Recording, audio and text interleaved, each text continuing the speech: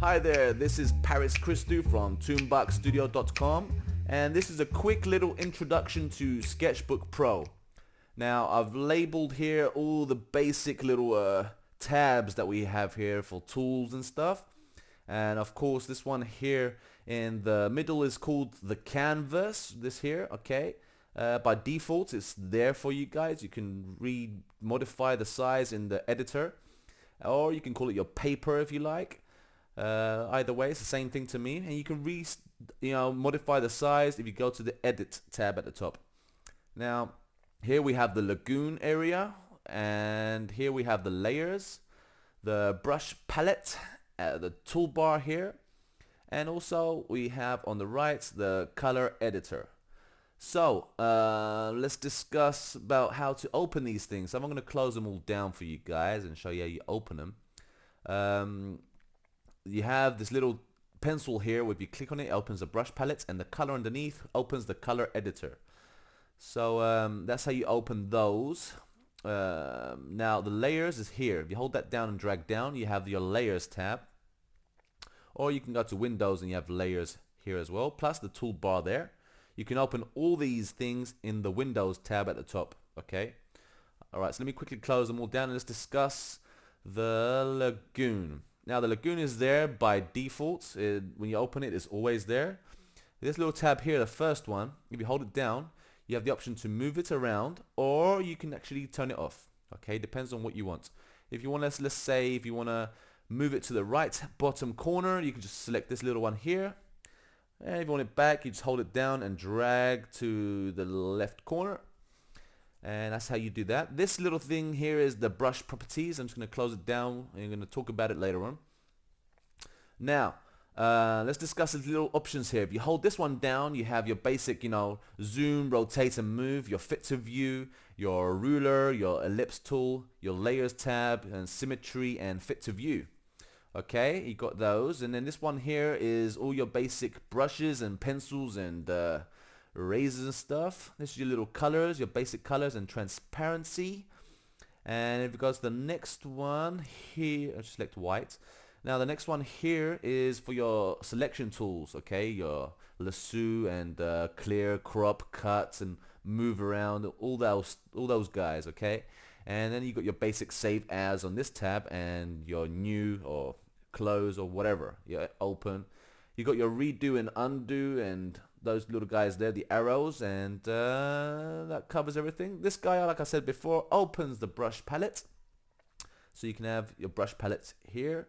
Now these are your basic brushes and pencils and stuff, and this guy here opens the color editor. We have all your basic colors, and you can play around with the tones that you want. And you also have this little if you press that, it opens this little circle thing, which is your brush properties. Also your brush properties is there in the middle, and this little guy here is for creating brushes and stuff, which I'm going to come in depth a little bit later on. You can create your new brush set or a new preset tab and stuff like that. Okay, that's what these guys here are.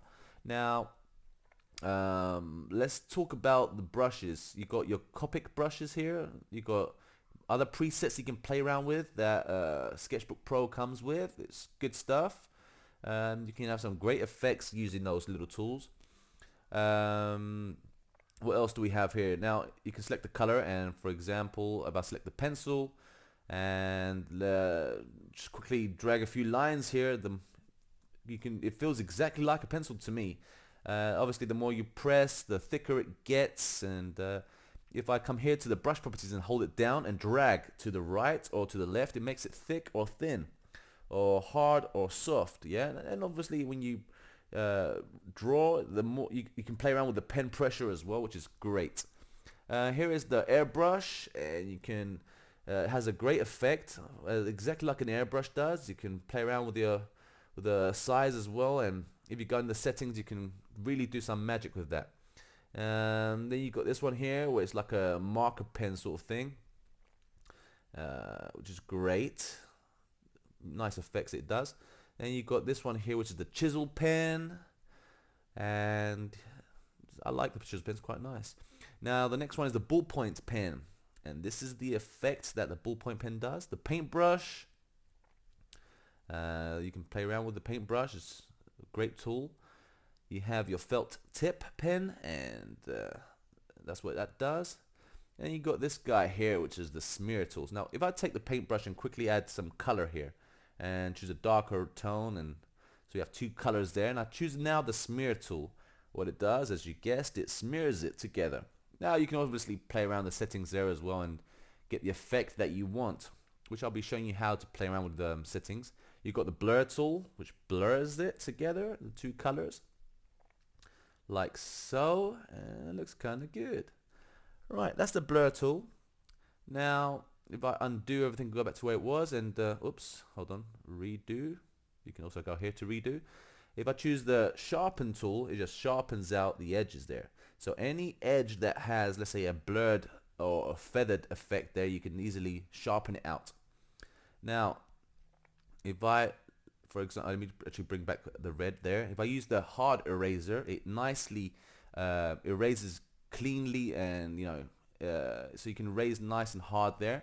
Or if you choose the soft eraser, which has a feathered touch to it, obviously, as you can guess, you erase at a decent opacity there, so you can get a cool effect. It's really good for blending, that is, a couple colors there, or for shading and stuff.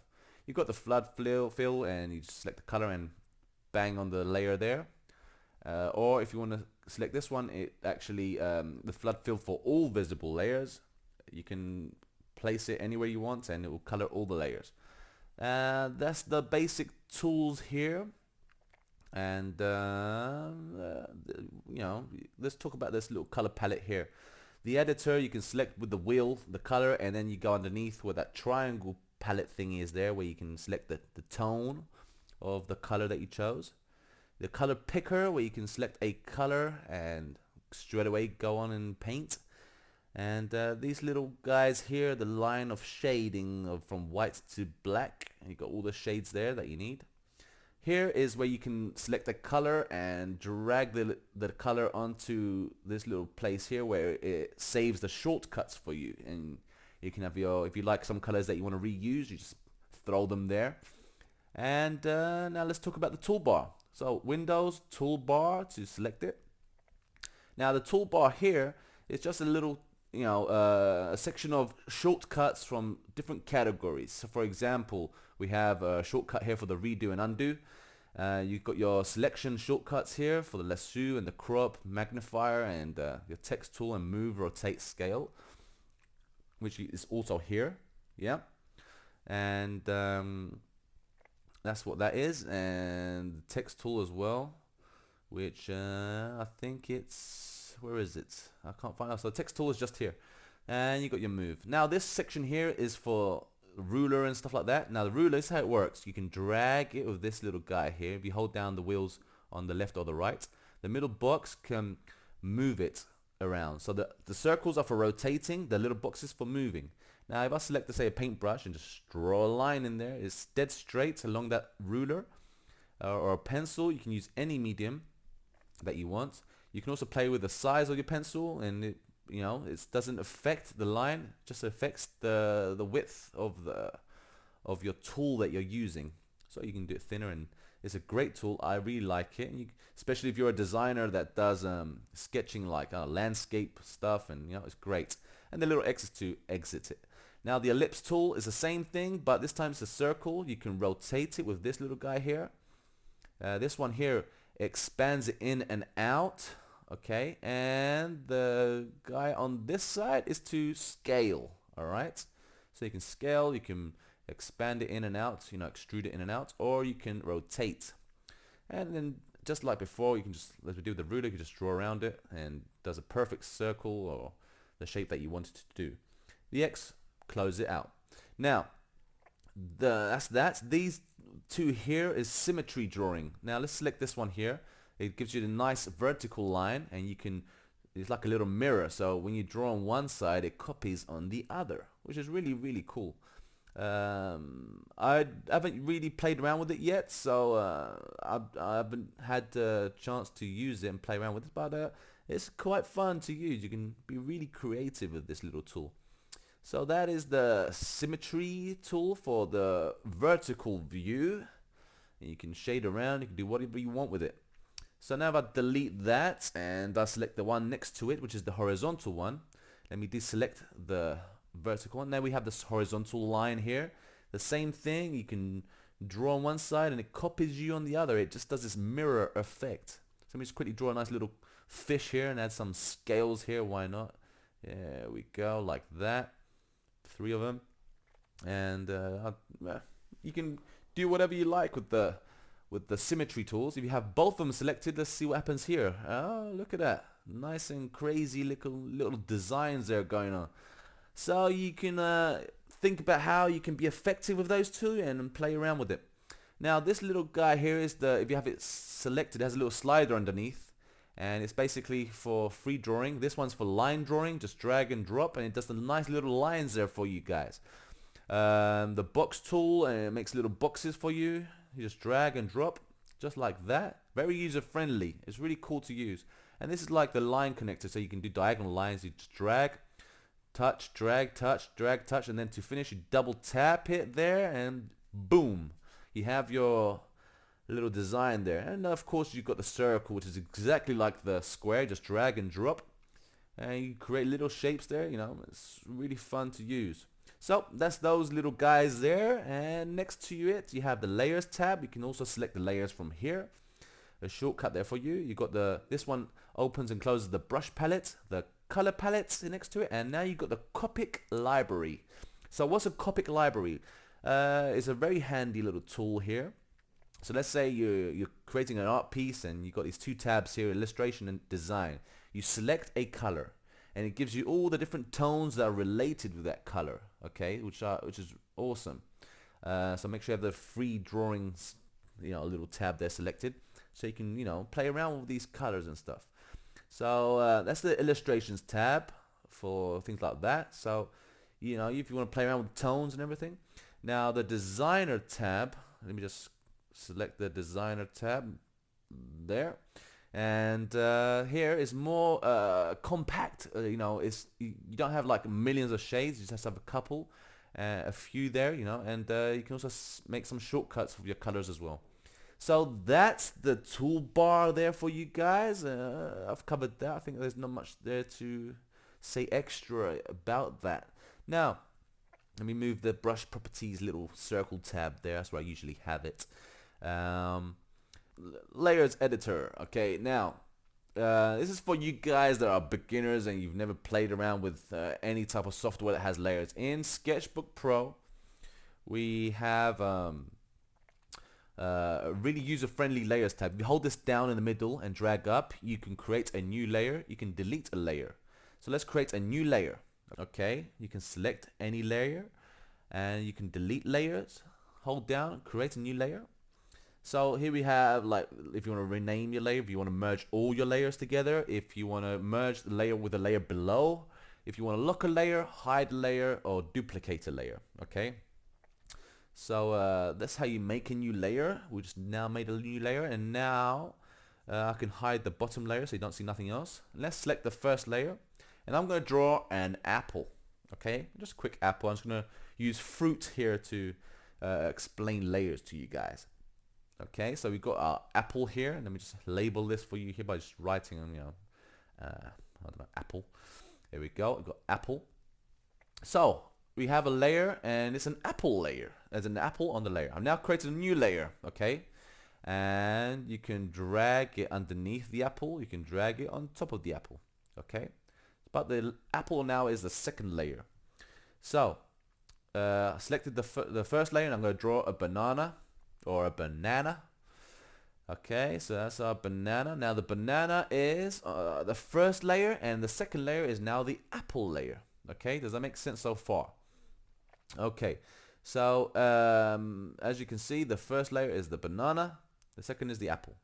Now, if I hold down and go to the left and hide it, you can hide the layer and you re-show it again. This little thing here, if you hold down the selection tools and you select the lasso, you can select the banana, which is on the banana layer, and then this pops up and you can scale, you can rotate, you can also move around, okay, which is cool. Now if I move this banana on top of the apple, now why is the banana on top of the apple? It's simple, because the banana layer is on top of the apple layer, like so. Alright, so now if I decide to, let's say, go, if I select this little thing here and drag down, it drags the banana layer under the apple, and there you go. The apple is now on top of the banana because the apple layer is the first layer, yeah? It's on top of everything. And let's drag the banana back over again. So now we have the banana on top of the apple. Now if I hold, let's say, down the banana layer and create a new layer on top of the banana layer, so the banana is now the second layer and the apple is the third. On the first layer, I'm going to draw now an orange. Okay, so we now have three fruits there, pardon me. And I'm going to label this the orange. I'm not labeling the layer, I'm just drawing a title there under the fruit. Now, let me just quickly select the lasso again to make this a bit smaller. I'm going to scale it down a bit. There we go. And I'm going to move the orange now on top of the banana and on top of the apple. Now obviously, now that you've seen this, you understand now that why the orange is on top of both the other fruits is because the orange layer is on top of everything else. So now if I drag the orange in between the banana and the apple, obviously the orange goes between. You alright? So if you bring the apple on top, then the apple's on top, and so forth. So that's what the dragging part of the layer does, yeah? It moves around whatever you have on each layer. This little guy here, the little horizontal, vertical thing there, is the transparency, or the opacity. Either way, which way you want to call it, it's the same thing. It's quickly, oops, what is that, a G I wrote there? It's a C, sorry guys, there you go. So you have your transparency. So let me just delete all that with the eraser tool. And that's what the transparency does. If you select the layer and drag the transparency of the opacity, there you see the percentage there going down, down, down until 0. And you can bring it up all the way or halfway or whatever. It's at 50% now, and everything is see-through for the banana. You can see the apples underneath. The more I go up to 100% opacity, it's back to its normal opacity. And you can play around with that.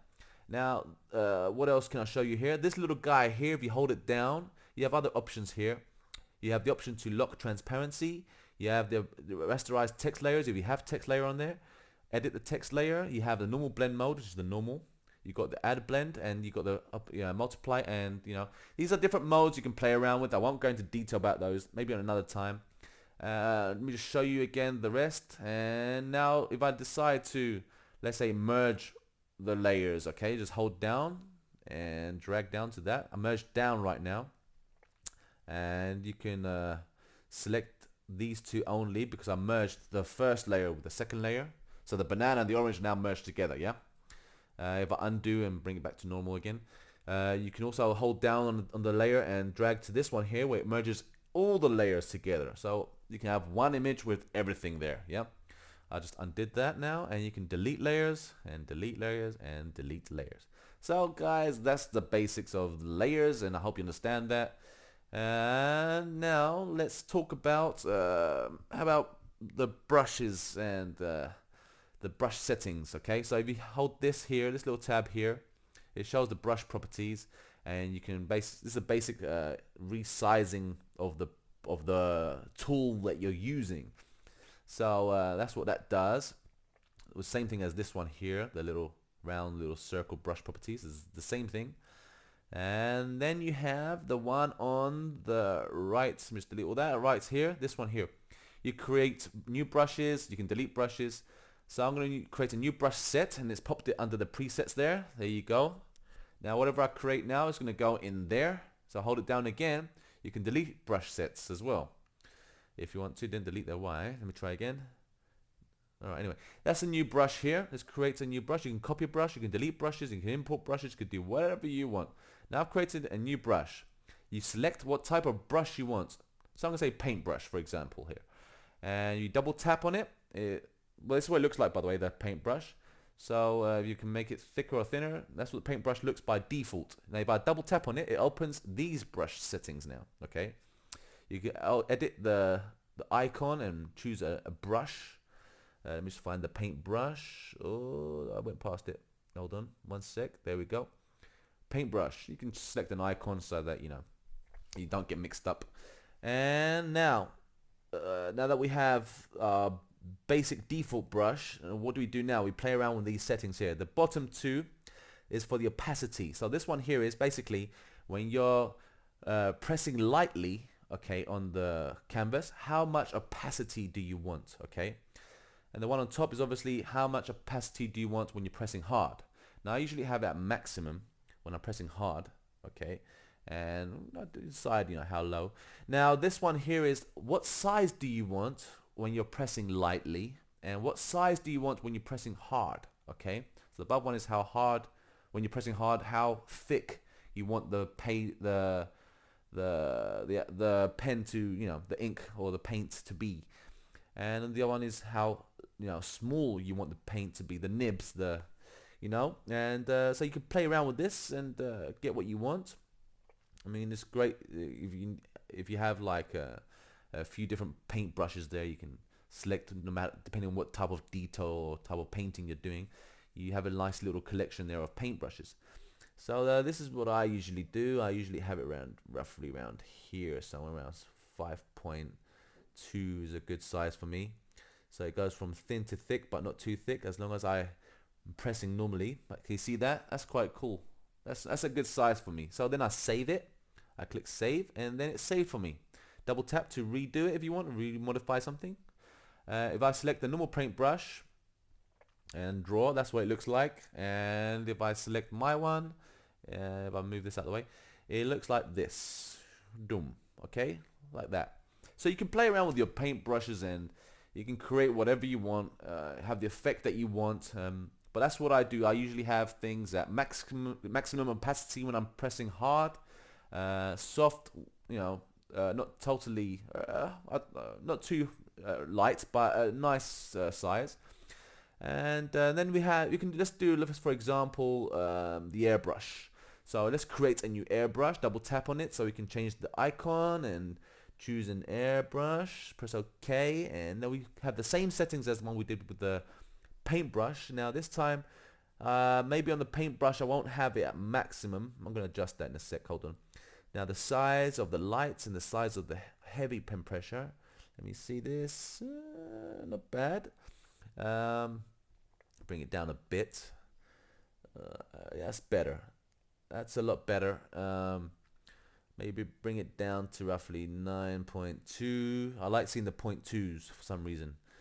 And then on the light pen pressure around I don't know, maybe around here. Let me see. Maybe even 5.2 would have been perfect. But anyway, that'll be good for you guys. And now look at this, and I can stroke around with the airbrush now. But it also depends on what you're using the airbrush for. You can, you know, have like 2-3 different airbrushes there, so you can no matter, depending on what kind of detail you're doing there, so you can have you know, a different set of different airbrushes. So I play around with that, and this is what it looks like if I make it nice and thick there, and I use another color, and I gently press, and then press harder as I go down, and you know, that's what it's like. So this is what the properties, the beauty about brush properties is. You just play around with the settings.